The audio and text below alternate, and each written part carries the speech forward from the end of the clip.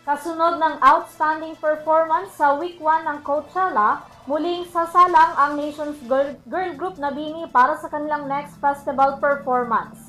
Ang kanilang paghahanda at kung saan sila aabangan, idedetalye sa balita ni Sam Marcos.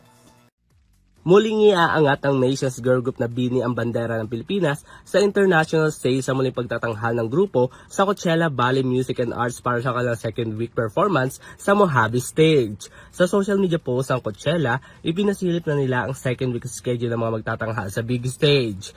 Nakatakda namang mapanood ang BINI sa darating na April 17 sa ganap na 4:15 ng hapon hanggang 5 ng hapon oras sa North America.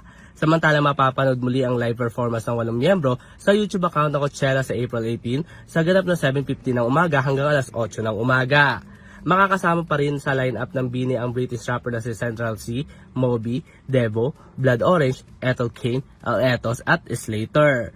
Hindi naman napigilan ng ilang bloom sa kanilang muling pagka-excite na mapanood ang BINI sa adpa sa ibang comment section, okay di na matutulog sa Friday at excited na sa week 2 set your alarms bloom. Bukod naman sa Coachella, pumalo na sa 1 million views ang latest music video ng BINI na blush makalipas ang halos isang linggo matapos ito ilabas sa kanilang YouTube account. Para sa Your TV Showbiz Balita, ako si Sam Marcos, sumasaludo sa bawat Pilipino.